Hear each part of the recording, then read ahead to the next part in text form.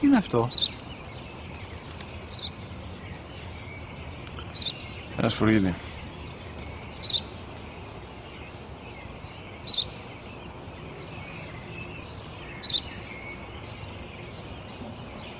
Τι είναι αυτό?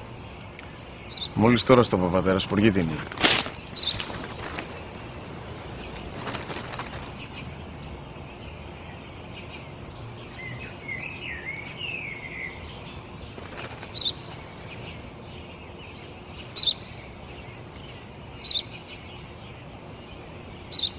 Τι είναι αυτό? Ένα σπουργίτη είναι, πατέρα. Ένα σπουργίτη.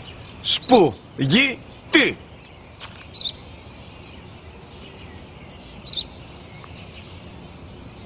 Τι είναι αυτό? Γιατί το κάνεις αυτό το πράγμα, μπορείς να μου πεις? Τόσες φορές σου είπα, είναι ένα σπουργίτη! Δεν το καταλαβαίνεις!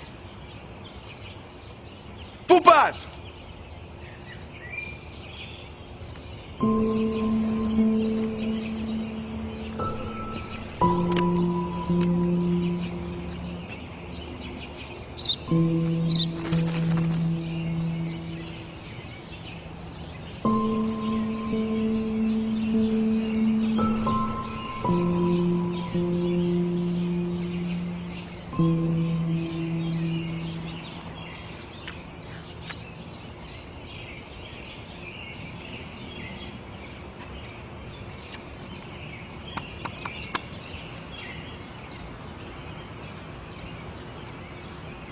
Δυνατά. Σήμερα ο μικρός μου γιος που πριν λίγες μέρες έκλεισε τα 3 καθόταν μαζί μου έξω στο πάρκο όταν ένας σπουργίτη ήρθε και κάθισε απέναντί μας. Ο γιος μου με ρώτησε 21 φορές τι ήταν αυτό και του απάντησα και τις 21 φορές ότι ήταν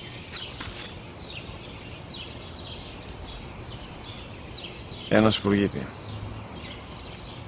Τον αγκάλιασα τρυφερά και τις 21 φορές που μου έκανε την ίδια ερώτηση, ξανά και ξανά, χωρίς να εκνευριστώ, νιώθοντας στοργή για το αθώο μου αγοράκι.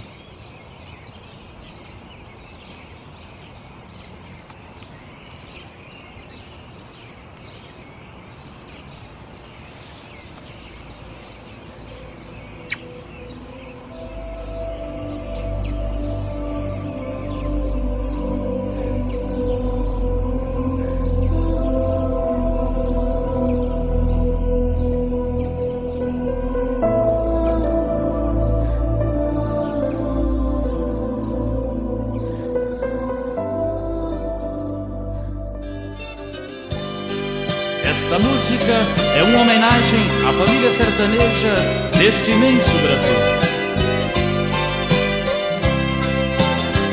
Das muitas coisas do meu tempo de criança, guardo vivo na lembrança o aconchego do meu lar.